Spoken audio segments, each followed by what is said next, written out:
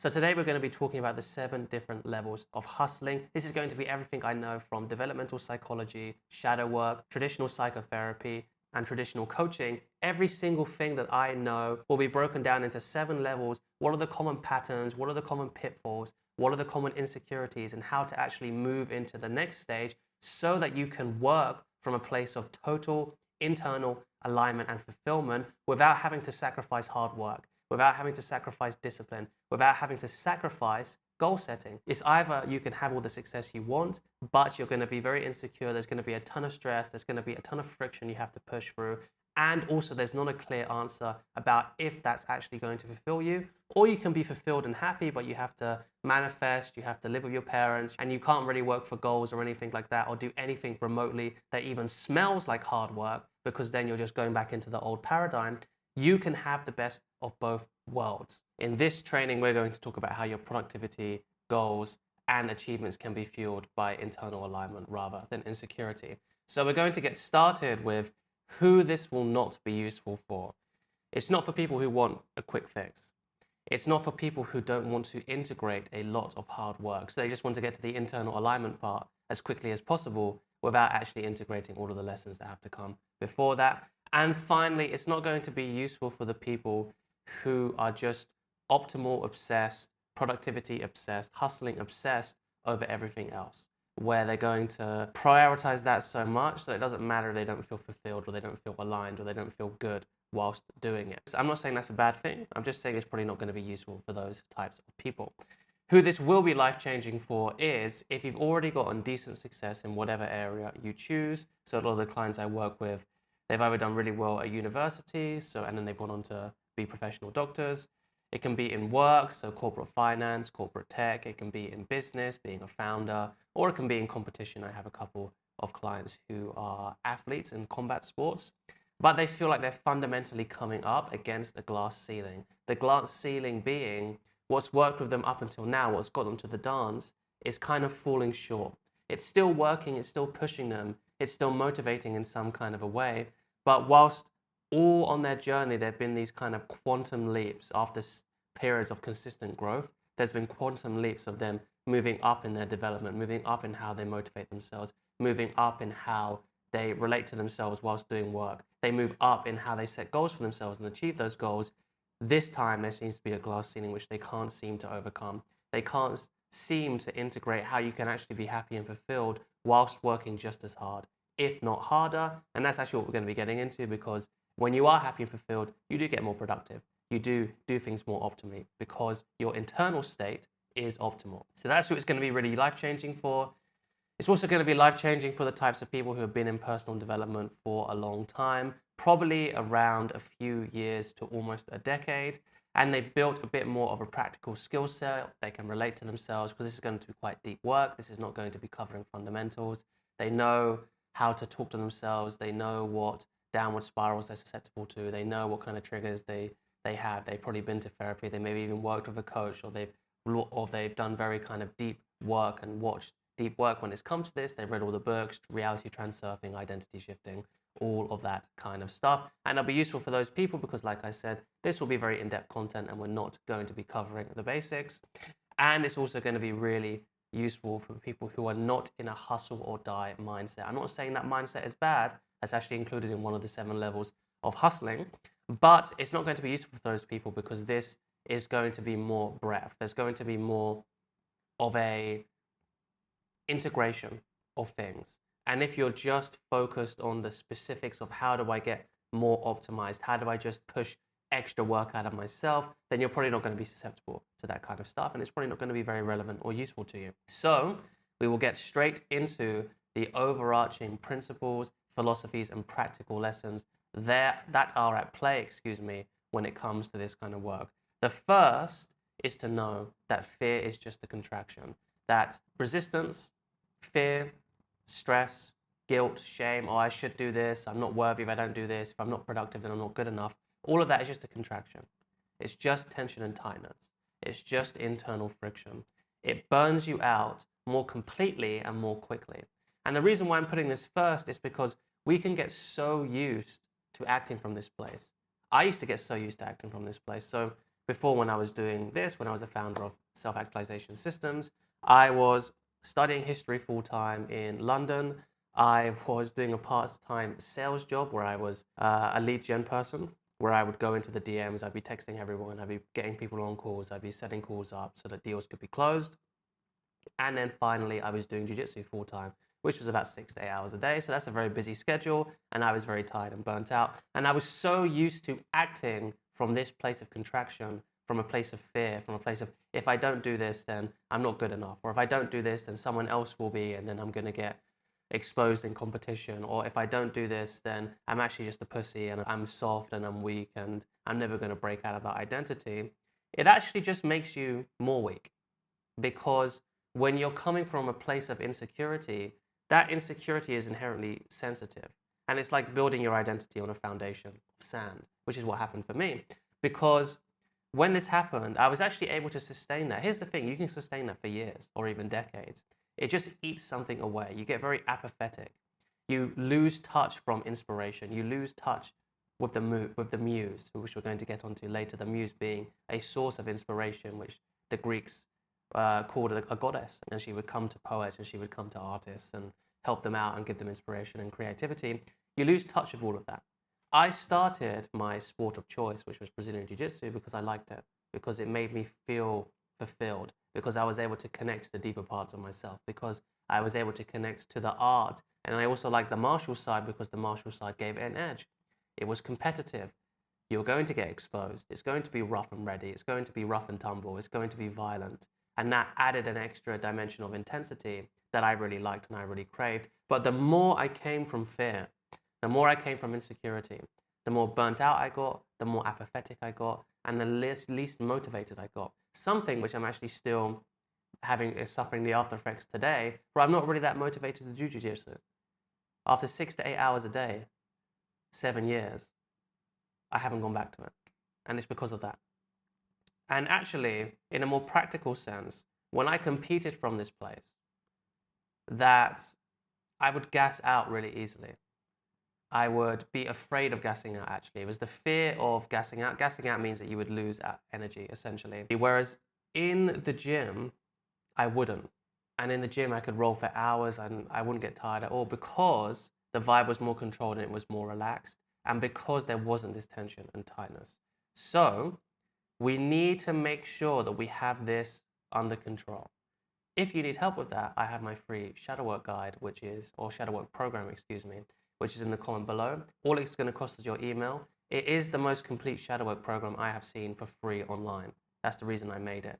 It's 2.5 hours. It was a one-on-one live stream with my one-on-one clients. And it goes through the A to Z of how to approach shadow work, how to approach unconscious healing, and then how to practically do it on yourself. And there's a 4-week program to get you started with that. I really recommend that, because unless you go to the identity level, unless you go to where the insecurity started, this is just going to be managing symptoms for the rest of your life. And that's helpful, and actually a lot of this channel is about managing symptoms, but at some point you want to be so healthy, you want to be so well that the symptoms don't even come up anymore. So you can use that time and effort and that energy that you have left over to actually do something else. So fear is just a contraction. And last thing on this, when this flipped and when I was able to feel internally aligned and fear was just there, and there was the emotion of fear rather than a deep identity level rooted insecurity that bred fear, then I was actually able to perform my best, and I was able to perform my best in Worlds in 2022 or 2023, I can't remember. I didn't win, but I felt my best. Number 2, inspiration versus motivation. The analogy here is nuclear energy versus a gas guzzler kind of energy, right?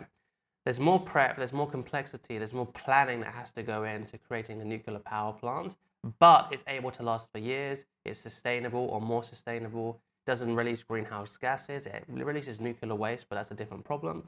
And it's something which can generate so much more energy for a longer period of time. That's what inspiration is. Motivation, it comes and goes. It's probably always going to be necessary. Gas is probably always going to be necessary. Coal is probably always going to be necessary for short-term solutions, or it's always going to be there. And we don't want to shut that off, but inspiration is the place we want to be acting from, okay? because essentially it's just a more efficient, more complete, and more sustainable energy system that we have access to us. And then the third part is go and read The War of Art by Steven Pressfield. I really recommend it because a lot of the stuff I'm going to be talking about, it will be drawing, at least in part from one of the principles, just one of the principles there, which is you're still following the path of most resistance. I talk about the path of most resistance a ton on this channel, and it's essentially doing whatever's the most difficult, doing whatever's the most boring, and doing whatever is the most intimidating. I think that from my mentor, Pierre de Souza. You're still on that path when you're doing all of this, when you're learning about all of the 7 levels of internal alignment, and you're still working hard. We're never going to try and just take the foot off the gas. We always need to integrate and then transcend. You can't just transcend to a place where you're manifesting money on the couch and suddenly there's 10,000 grand sitting in your account because you meditated enough and you put enough love into the universe. Unfortunately, it doesn't really work like that. If you figured out that system, then actually please teach me.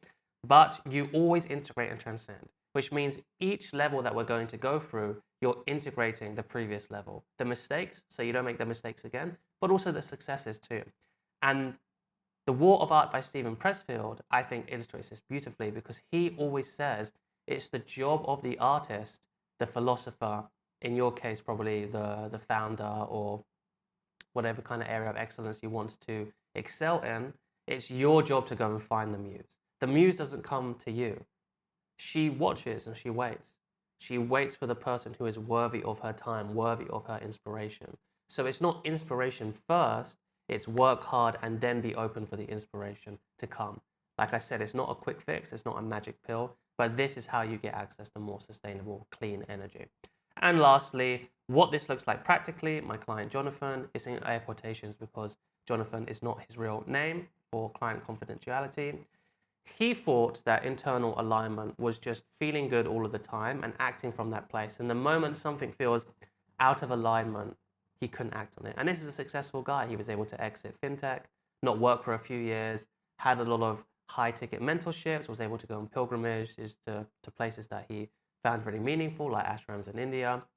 But he was stuck at the end because he'd kind of been running out of money and he was living with his parents. And it was this thing that was keeping him stuck, because he was caught in the idea that internal alignment was supposed to look a certain way. And hopefully from this document so far, you know that it's no such thing. It's different for everyone. And there's still a lot of hard work that's involved. He was stuck there and he wasn't able to execute on anything. Once we were able to flip this mindset by doing the deep identity work that shadow work allows you to do, he was able to found his business pretty much instantly as soon as this insecurity was gone, because he was able to see that was actually an illusion and he could just start working now. And now he's location independent. He's probably going to be working in this business for 10, 20, 30 years because it's that aligned with what he wants to do. And all in all, he's just a bit of a legend, to put it colloquially. So now we're going to get into the 7 levels. Level 1, survival mode, hustling. This is when you're hustling literally through the emotions of fear, envy, vindictiveness, maliciousness, spite, usually against yourself, and then it gets projected out to the outside world. So you have a lot of enemies at this stage. There's a lot of systems which feel like they're against you. There's just a general feeling that the world is against you. Or on the flip side of this, it's just survival. You need to get something done. So one of my big mentors in business and also in life, he was dropped off in America. He was supposed to start a business with this guy. He didn't have any money, didn't have access to any friends. It's a long story, but he was cut off from his family, cut off from his friends, and it was a big risk. But this guy wanted to invest in his company, so he flew over. He showed up, and the guy said, "Oh, yeah, it's you," which is not kind of the thing that you want to see when you just traveled halfway across the world to meet this person. And he said, "Yeah, you can stay here, but just so you know, I'm getting kicked out in a week." Because in the time period where they were away from each other, this guy had gotten addicted to drugs and he'd fallen into debt. So in that week time, my mentor had to hustle, because he had no income source, no access to friends or family, was completely stranded in America, and he had to make that work. And luckily he did, he's still alive. But when there's a survival instinct, all there is contraction, all there is fear, all there is stress. And this is what those emotions are for. Those emotions are for those moments. They're short term, but they get you moving. They snap you out of empathy. They snap you out of whatever mode you're in to be like, we have to get this fixed now. According to my mentor, you don't really sleep, you don't really do much relaxing, you just figure stuff out. But it's a short-term solution, it's there for the short term, it's not sustainable, and it actually causes, if you're in that for a long time, first of all, if you're stressed and if you're worried about money, your IQ actually drops, I think, about 10 points. The first person I heard that from was Andrew Yang when he was running for president in 2020. And so you get less intelligent. If you're in that state for a long time, it's just it deteriorates your mental state, it deteriorates your emotional state, also deteriorates your physical state too, because there's so much stress. Stress is one of the biggest killers out there today, chronic stress at least. So you do not want to be in this state for too long. However, it's completely necessary. Level 1 is completely necessary. All of these levels, they build on top of each other. They're completely necessary. We don't want to demonize them. If you're in this mode, you need to crush until you can move to the next stage. So you actually want to, at each stage, instead of trying to get to the next stage, you want to inhabit each stage as much as possible, get the lessons as much as possible, integrate them as much as possible, so that you naturally just move and rise to the next stage. So the lessons to integrate here are your survival needs, your survival drive, being okay when things are falling apart. So you know the famous quote from Game of Thrones when Littlefinger says, chaos is a ladder. This is it basically. Level 1 is probably something which Littlefinger has completely mastered. Also learning from the mistakes and the fact that you really don't want to be here will probably force your mind to think more long-term, think more strategically, so that this actuality or this reality doesn't happen to you and can't happen to you. Because you do a lot of harm for yourself long-term when you're constantly in a state of envy, spite, aggression, stress, all of that stuff, okay? Now we move on to level 2. At this point, you've moved past survival, and it's all about mental mastery and dominating your mind. You're still detached from being in negative emotions, or you're more detached from being in negative emotions, whilst in level 1, negative emotions were your bread and butter. And that's okay, because you just have to use whatever you've got to keep on going. Here, because we had such a burning effect, and quite rightly so, we're not so identified with stress, and we're not swimming in that world. In other words, if level 1, we're a fish, and the same way that fishes can't see the water that they're swimming in, level 2 is you're still swimming in that water, but you're amphibious. You can be on land at the same time. So you don't really like the water, but you have to go in there still, because negative emotions are still running in the background. So there's more of a push towards motivation. And when I said dominating your mind, I really mean it. There's a real domineering, I want to do this, and this is what we're fucking doing kind of action, right? This is when wanting it as bad as you want to breathe becomes the internal mantra. I got that from how he describes himself as a hip-hop preacher, Eric Thomas, when I was training Muay Thai, not Jiu-Jitsu, Muay Thai. And it's still a very constrictive, and it's not a very long-term thinking place to be. We've integrated the fact that we need to survive, and we've integrated the mistake of just being in that emotion, that low state of survival, so that now we're trying to make sure that doesn't happen by dominating our mind and restricting it. Because our mind is essentially infinite because it contains us. And if something's more than us, we can't really comprehend it. So for argument's sake, we're essentially infinite. If you're trying to constrict something that's infinite, first of all, you waste a ton of energy. Second of all, it's completely pointless. So you're wasting a ton of energy doing something pointless when that energy could be going into being more open, being more creative, being more playful, having access to a bit more higher emotions, let's say. So there's not really much integration of mid or long-term thinking. You're still taking things day by day, hour by hour. You're cutting sleep in order to work. That lives here, right? So, you should just sleep a bit faster, I think is what Arnold said. Obviously, Arnold's very successful, but it's also like you can just work, if you really wanted to, 16 hours a day and then get 8 hours of sleep. And that would still, I think, be pretty okay. And then it's also where boot camp style discipline, this is where people pay money to like get shouted at basically by Navy SEALs, if you've seen those kind of videos, or ex-Navy SEALs. And that's the thing, because that's the motivation. It's really external motivation. It's to get hyped. It's to get this energy. It's to be like, boom, I'm here, right? Whereas the survival needs was like, you can't even think about that because you're just in the hustle, surviving. Here, you're able to get a bit more space to get motivation, to be like, I want it as bad as I want to breathe.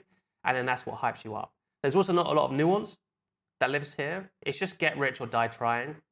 So this is actually where a lot of manipulative people live, a lot of people who are just hustling and don't really care about product. There's a lot of those people, unfortunately, who don't really care. They just care about making money. And these are the people who over-promise and under-deliver because it's just about getting the money and that's all that matters, right? So the lessons to integrate here, because remember, no stage is evil. These stages are just more opportunistic, and opportunistic is just a way of thinking. It's not evil. Is razor sharp focus, traditional discipline, because there is a time for all of that, right? I hope I'm making that, or I wanted to make that extremely clear. Traditional discipline is still very effective. Razor sharp focus is very effective. Being able to have the capacity to dominate your mind in times of stress is very effective. Motivating yourself, action taking, sacrifice, not overcomplicating things. This is one of the biggest things for people who are very analytical, very smart, very introspective, have been on this journey for a long time. This is the main thing to integrate here.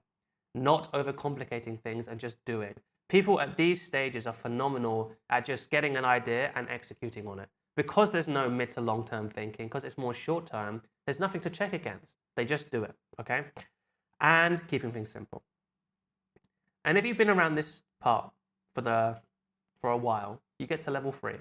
And level 3 is when you first start to see how tension and tightness, and there's other words that are used here, such as internal friction or resistance, isn't actually needed. You're still using them, but you're starting to see how they're not actually necessary.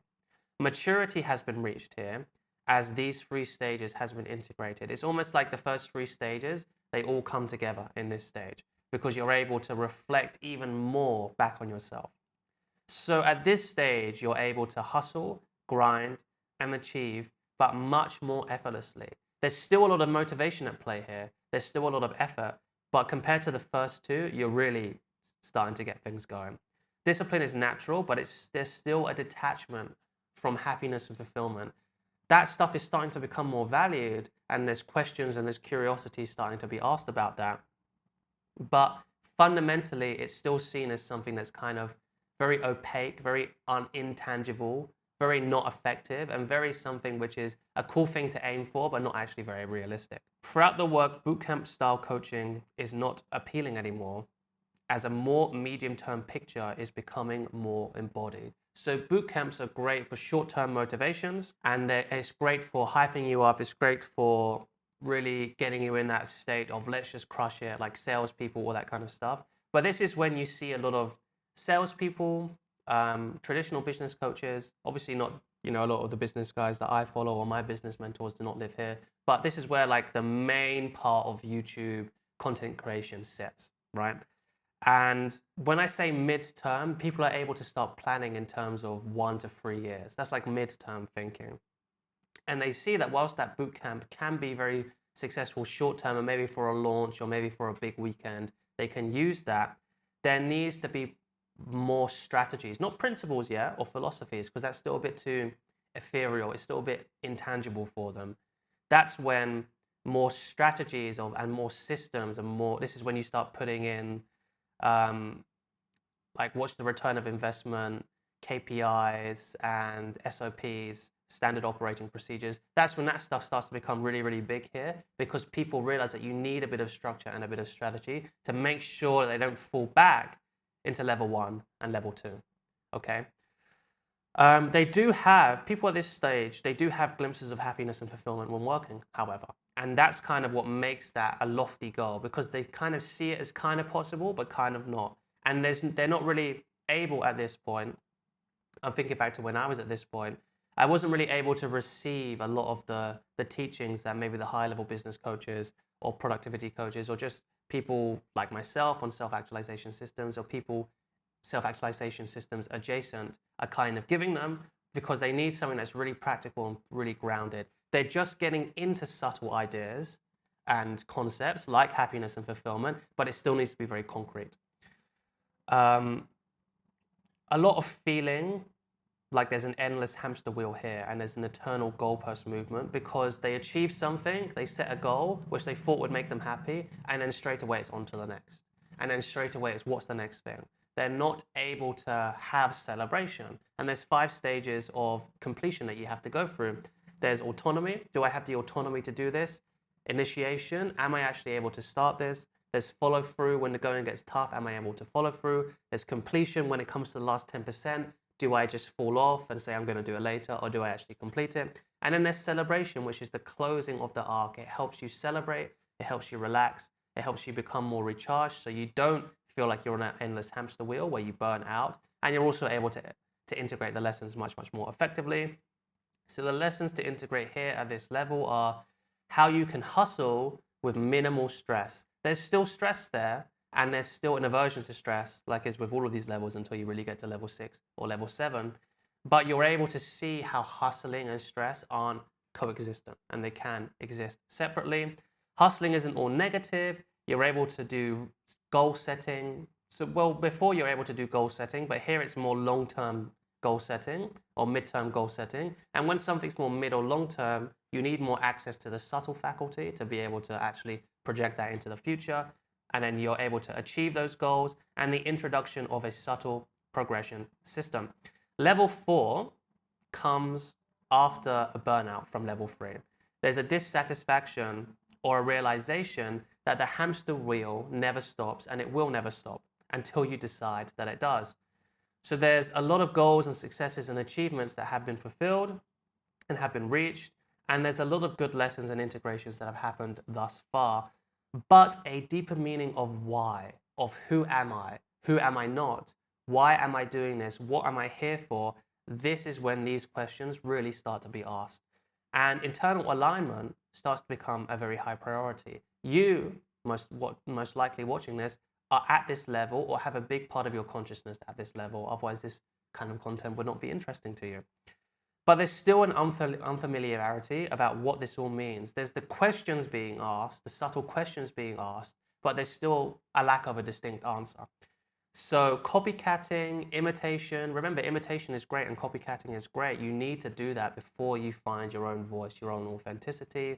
This is when you start going to, if you're a man, going to men's group, if you're a woman, going to female women's groups. This is when authentic relating and really getting and reading philosophy or rediscovering philosophy from a different lens, getting into more spiritual practices, getting into shadow work, getting into therapy starts to become a really high priority.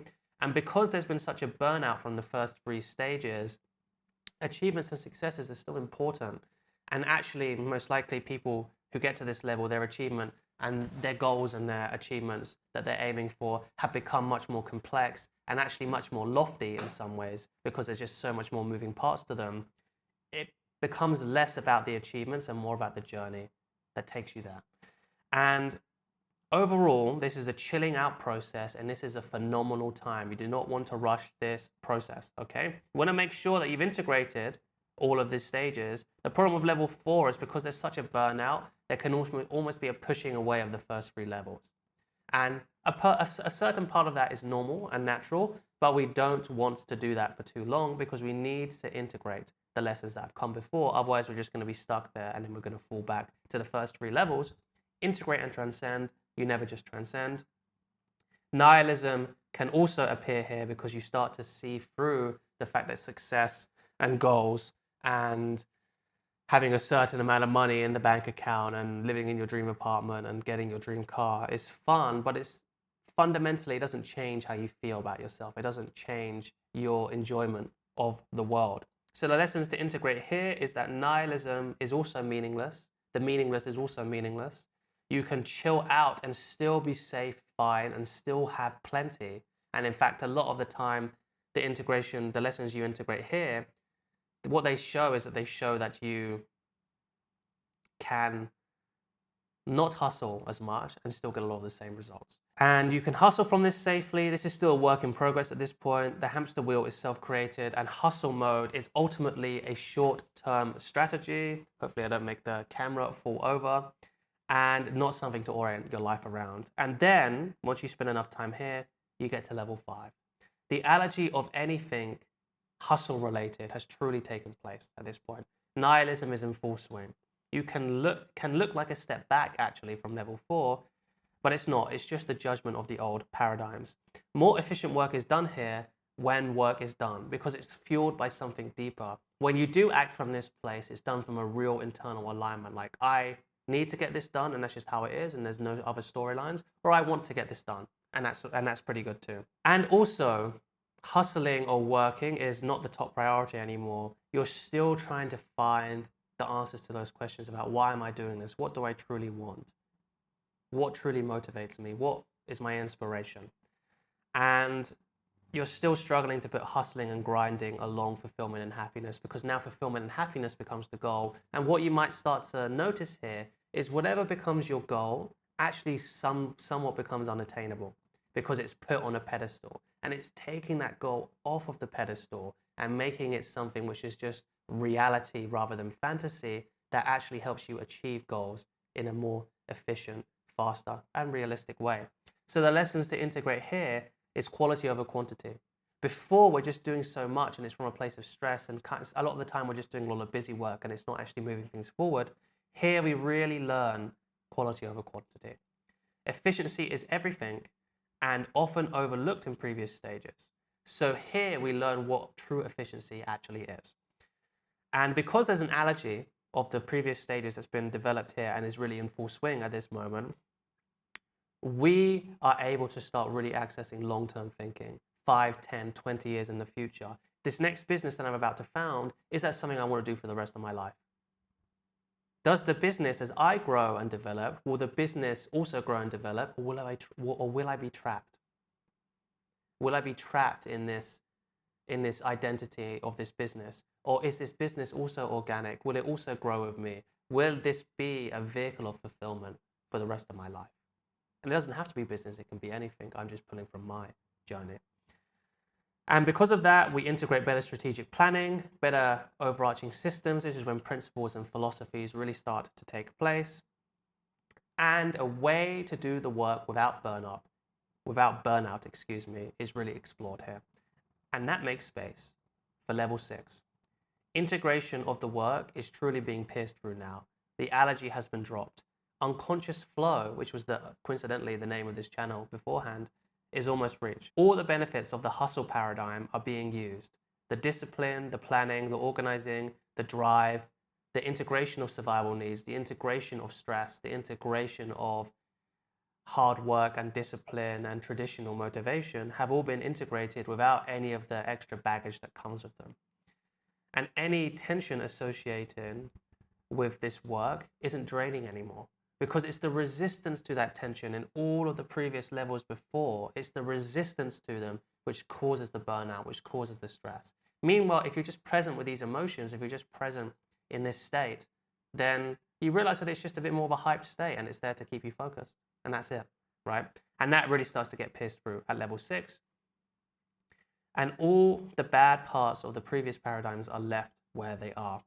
Motivation by insecurity, fear, and being a dictator or really trying to dominate the mind and constrict the mind are seen for what they are, short-term solutions. So maybe if you do fall on hard times or it is a rainy day, you're able to integrate and use those solutions in the way that they're supposed to be used for, but they're seen as just short-term solutions and you no longer get trapped or pulled into them. It's about, if it's what you need to do, then you go and do it. But if you don't need to do it, then you don't. Each stage is more complex, but it's more simple, it's more straightforward. That's probably what you're getting, or I hope what you're getting from this text. It's just, do I have to do this? Yes, then I do it. All of the mental chatter, all of the arguing, all of the tension, all of the resistance inside of you goes because there's just a clarity of thought that has been reached there. However, at this stage, you can still have aversions come up and you can still be blinded. Also, you can have a preference for the high levels opposed to the lower levels, so there can be a subtle arrogance that arises here, as well as a subtle friction. The lessons to integrate here is work isn't draining, desire to be better. Desire is better to be motivated by fear, inspiration over stress, and ability to be tapped into an ultimate renewable energy, like nuclear versus diesel. Infinite versus finite potential really has been grasped. Guys, if you want to reach this, my shadow work program will clear up all of the insecurities and the beliefs, the limiting beliefs, and the identities, the parts of within yourself that are attached to the previous levels. It will allow them all to be integrated and all to be healed, so you can naturally go into these levels instead of top downing and forcing yourself to act like this when you're not quite ready. Because if your identity doesn't change, if your unconscious doesn't change, then it's going to be really, really hard to actually move through these levels and not get stuck at a particular level. Like I said, it's completely free, and all it costs is your email. And then we get into level 7. No longer even registers as an issue even more. So work isn't an issue. It rarely comes up as a problem. Cannot be shaken. You cannot be shaken. It's really hard to procrastinate here. It's hard to self-sabotage here, or feel bad about yourself is almost entirely eliminated. Not entirely, because we're still human and that's the chaos of life. So I'm not trying to overpromise here. There's no distinction between the desire to do something and then the action taken. There's just a flow. External and internal also starts to break down, but that's a little bit besides the point. Usually these people are very chill. And if you were to look at them in like a coffee shop, they aren't the stereotypical hardest workers in the room, because there's nothing for them to work through. There's nothing for them to grind through. There's nothing for them to conquer. There's no like friction. There's no obstacle. They just do what needs to be done. And what needs to be done depends on them. What's their authentic desires? All those questions that we were asking at level 4 and level 5, why am I here? What do I want to do? What really fulfills me, has been answered. So now there's just such a clarity. There's so much wisdom and compassion they have for themselves that they just do this stuff. That's why procrastination and self-sabotage doesn't really live at this level. They have integrated all levels up now and can drop into a different role when needed. So the difference between 6 and 7, there's a few, but the 7 has integrated all the lower levels and sees how every level is complete and beautiful in and of itself, and there's no judgment and there's no subtle arrogance. And they can drop into different roles when needed. So what that looks like, if you're in a survival or short-term game, you can drop into that level and it can be really chill, or it cannot be really chill, and either way it's fine. Or you can drop into a more longer-term infinite game and you can be amazing there too. The world is your oyster. They are very humble, they are very hardworking, and they just have a very calming presence about them. So the lessons to integrate here: little to no issues around work, burnout, self-sabotage, or procrastination comes through. A complete move beyond the world of this problem, because they were no longer in this world, they no longer get affected by this world, they are beyond this world. They can jump back into any role that they want to, but for now, their world is not limited. That's the end of this. Enjoy.